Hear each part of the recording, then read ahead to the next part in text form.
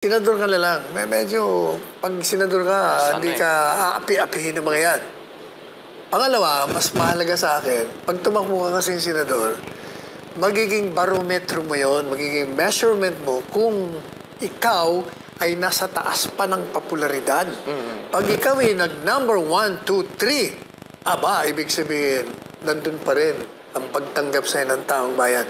At mga idol, magandang araw po sa ating lahat, no? Ito mga kababayan nating Pilipino ngayon na nanonood sa ating vlog.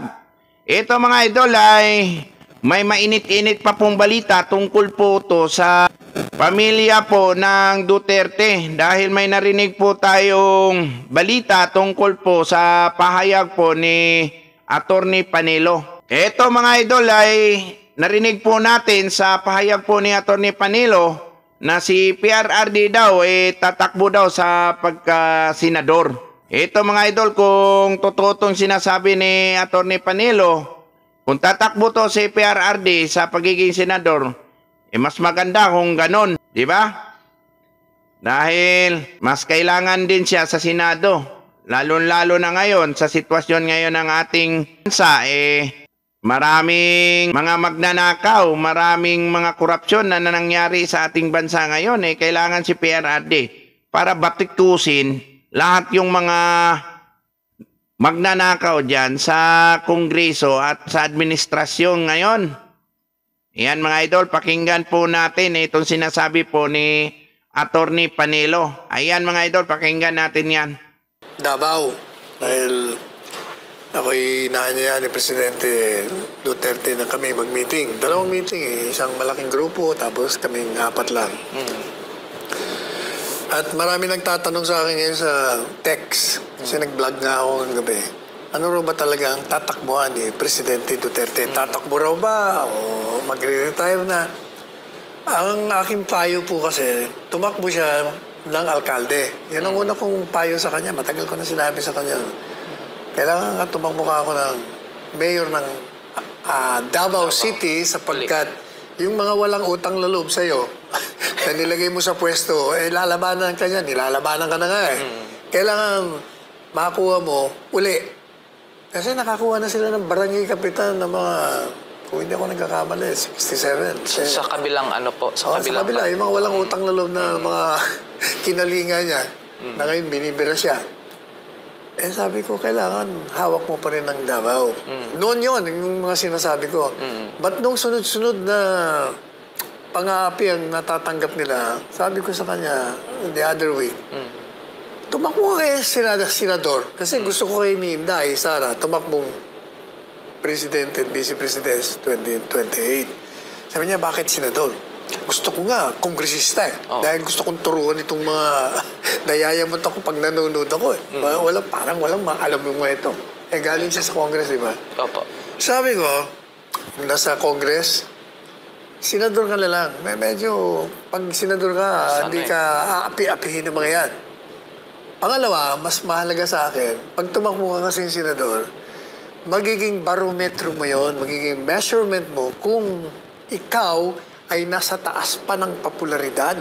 Pag ikaw ay nag-number 1, 2, 3, aba, ibig sabihin, nandun pa rin ang pagtanggap sa'yo ng taong bayan.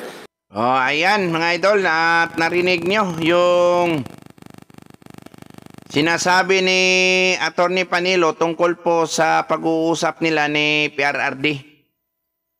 Yun mga idol, dahil nagkita pala sila ni Tatay Digong, at nag-usap sila, ito pala yung sinabi niya, at pinapayuhan niya si Tatay Digong kung gusto niya pumasok sa politika, mas maigi na tumakbo po siya sa pagka-senador ng ating bayan. Mas maigi kung tatakbo po si Tatay Digong. Siguradong maganda na naman yung takbo ng ating bansa dahil hindi po basta makakurakot po yung mga magnanakaw dyan sa gobyerno. Lalo-lalo na dyan sa Malacanang at Kongreso, ang dami pong magnanakaw dyan. Halatang halata na bilyon-bilyon po yung mga ninanakaw nila.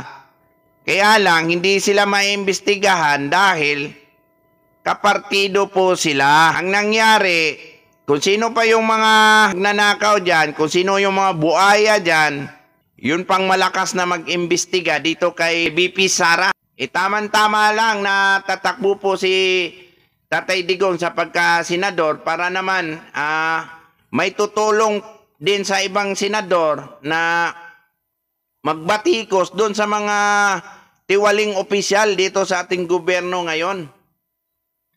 Lalong-lalo na pag maipasok po si Marcolita sa Senado, dalawa na silang makikipagdebate dyan sa mga buaya dyan. Ito mga idol, kung totoong mangyari ito, na tatakbo po si Tatay Digong sa pagkasenador, nako, sigurado magkakagulo na naman tong partido ng mga buaya dito sa ating bansa. Dahil hindi nila inaasahan na tatakbo po si Tatay Digong sa pagkasenador. Kaya lang hanggang ngayon tahimik pa po yung pamilya Duterte. Wala pa po tayong napansin na pumunta po sa COMELEC para mag-file po ng COC sa kanila.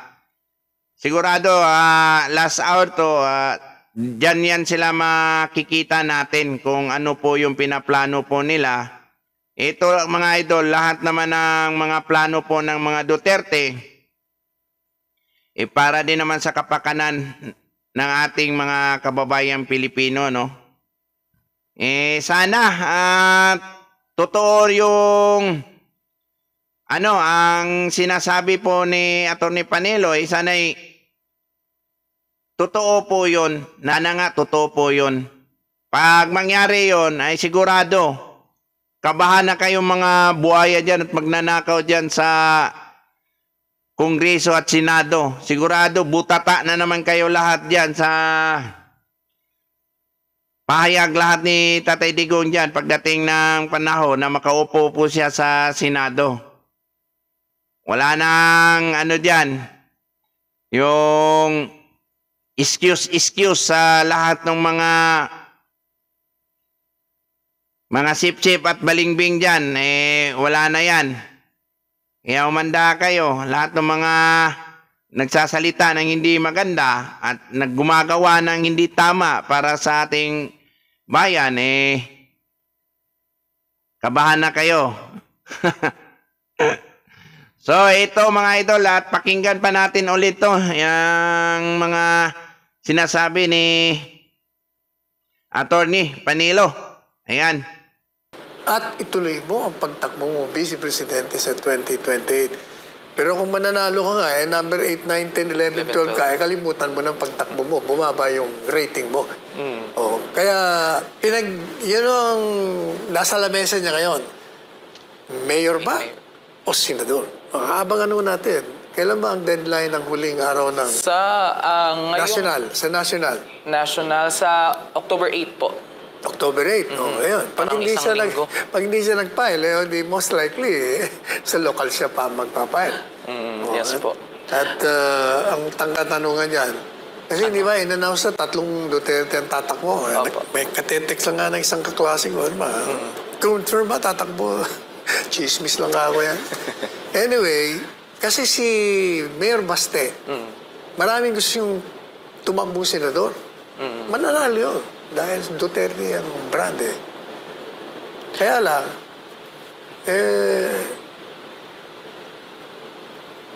mas maganda, sabi ng mga nag-aaral dyan sa Davao, na tumakbo siyang Vice Mayor. Para si Presidente Duterte, kung Magma-mayor. mayor na, sigurado naman panalo yan Kasi yung balita ko, yung walang utang na loob na yun, pinapangakuha ng pera. Bibigyan namin ng pera, talunin mo yung mga Duterte nga. Ito naman walang utang na loob. Bigyan mo muna ko ng 1.5 billion. Sus, Mariosep. Gagastos siya siguro 100 million. The rest of the 1 billion, tatago niya sa sarili niya. Pag ang labanan ganyan, delikado. Baka manalo. Pero kung si Digong ang kalaban, wala. Kahit sino. Kahit sino. Wala na yan.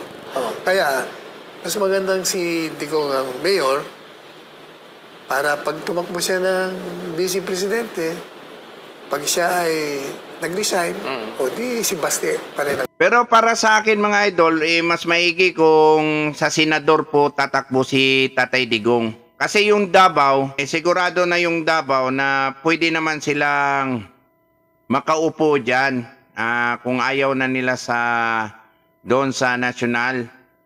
Ito kasing local, wala namang problema kasi nandyan naman si Baste at saka si Pulong. Mas maigi kung sa senador si Tatay Digong, di ba? Ito mga idol para sa inyo mga kababayan nating Pilipino. Ito mga sumusuporta sa mga Duterte para sa inyo. Saan po mas maigi na tatakbo po si Tatay Digong? Di ba mas maigi kung nasa Senado si Tatay Digong para naman lahat ng mga kakampi ni Boy Barubal hindi masyadong makakuha ng lakas ng loob para batikusin basta itong mga nagtatrabaho sa gobyerno ng maayos. Para naman makapag-isip-isip pa sila ng ilang beses bago sila gagawa ng hakbang para sa pababagsakin nila yung isang kandidato na kaupo sa gobyerno. Hindi nila kapartido, mas maigi yung nandun si Tatay Digong sa Senado. Diba? Ito sa mga kababayan nating Pilipino, mas maigi siguro kung tatakbo si Tatay Digong sa pagkasenador.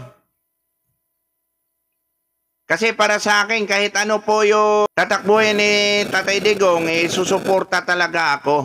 At doon talaga ako sa partido ng PDP. Nang sabi nga ni Bato de la Rosa na hindi pa po sigurado at wala pa pong final kung ano po talaga ang desisyon ni PRRD.